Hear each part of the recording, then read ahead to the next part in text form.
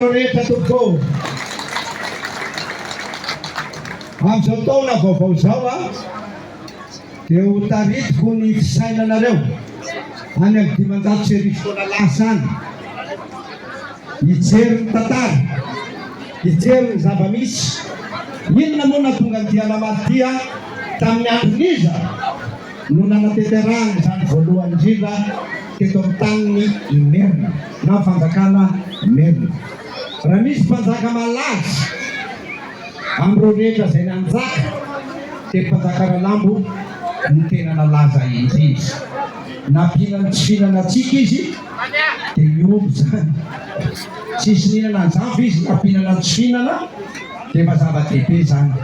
Izy ihany koa nandrafitra ny fanjakana Andriana teto amin'ity tanin'ny Imerina ity.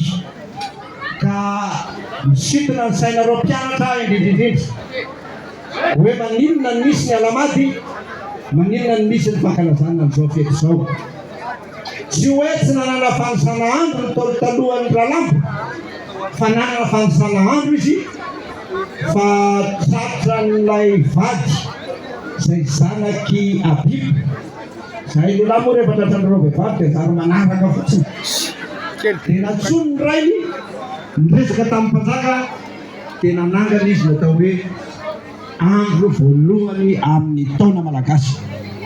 Rehefa mifampidinika teo ny mpanandro sy ny mpanjaka dia noraiketina fa manomboka izao dia ity andro ity no ataontsika hoe andro voalohany amin'ny taona.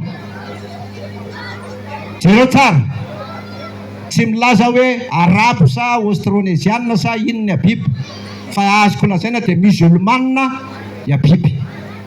Ary amin'izay fotosaina musulmane izay dia misy ilay Ramadany alohan'ny fetiny, satria miara-mifety amintsika musulmane androany. Misy ilay Ramadany ankalazaindry zareo reo. Ary dia io ihany koa natao famaritana, anombohana ny Alamady, anombohana ny andro voalohany. Izany hoe rehefa tapitra ny Ramadany dia manao fety ny musulmane, manao fety ny malagasy satria taona vaovao. Ity zavatra ity mety abagaga antsika. Amin'ny musulmane azy dia nanaiky Ralambo fa ny 5 andro alohan'ny andro Alamady dia tokony fahadianina tsika mianakavy. Mba mesaka manena farafaratsiny ozy mivadiko izay hoe atao 100 grammes, fa tsy le 1 kilo zany no hohanina, fa le 100 grammes sisa no hohanina. Izay mbola manamarika, mbola ho ataontsika zanadra valiny zany, mbola ho ataontsika malagasy zany, satria nahatsara an'ireo razana. Tadio tsara ngefa rehefa misy fety ao nozy ny ray aman-drenitsika anadio kibo fa inona vary be menaka, satria rehefa be menaka no anaty kibonao mbola misy vary be menaka marary ianao. Nanomboka teo zany tamin'ny taona 570 sy 510 dia nanomboka ny raiketina fa manomboka eto ny fanosana andro voalohany ho an'ny malagasy. Ka tokony ho fantatry ny mpianatra zany, tokony ho fantatritsika mianakavy zany, fa tsy ny manavany latsaka avy any an-danitra akory io, fa nikolokoloana teto amin'ity tany ity ozy ilay mpanolotra teo dia io teny io nanomboka teo no nataon'ny Ralambo hoe manomboka izao dia izao ny fomba fanosana. Alamady, Adoro, Adzozy, Asorotany sy ny namandrena mparapatongany amin'ny Alohotsy. Ny Alamady dia mitondra zanak'andro Alamady anankitelo. Ary izay mahatonga le hoe Alamady be satria io ny tena andro lehibe indrindra. Ary izay mahatonga azy hoe Alamady be fa tsy fanompontsampy akory. Vao maheno Alamady be manko ny tena mpivavaka tsy fantatra hoe ahoana dia fanompontsampy foana nataony. Anosy manjaka tsy manompo sampy. Tsy marina ve zany e?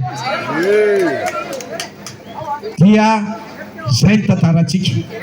Nandritra ny 580 sy 700 taona no nanatanterahana zany Alamady zany.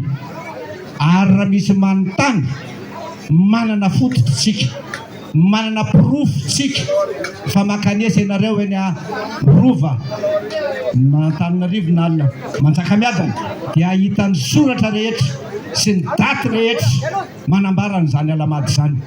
Ary ny tena nahagaganay rehefa nitsidika teny zay dia nakany amin'ny FJKM ambonina mpamarinana zay fa ny daty malagasy no nataony ao am-piangonana tamin'izany andro zany. Ka eritreretinareo hoe mivavaka tsika fa manaja amin'ny fomba tsikitsika, manaiky an'i Jesoa Kristy tsika fa manaiky amin'ny fomba tsikitsika. Tsika tsy manary an'Andriamanitra, tsy manda an'Andriamanitra ohatrin'ny sasany, fa itsika kosa olona mivavaka manaiky ny fisian'Andriamanitra, manaiky ny fisian'ny Tompo. Izany rehetra izany no tokony ho fantatry ny ankizy rehetra sy itsika lehibe rehetra ka tokony hampitaina amin'ny taranaka faramandimby. Fa mba tsy hoe inona ondry dady, inona ondry nenina tonga ny alamady dia tsy tadidiko fantany président Zanavana Valina. Fa malala ianareo zao, mahafantatra ianareo zao, ho tazominy izay zavatra izay manomboka izao fa tsy nitrebona avy any amin'ny tany io na nilatsaka avy any an-danitra io fa fikolokolonan'ny mpanandro lehibe sy ny mpanjaka na tonga ny fankalazana an'io. Nankalazan'io daholo ny tetomberina ary nisy tany anindra tany ary nankalazan'io.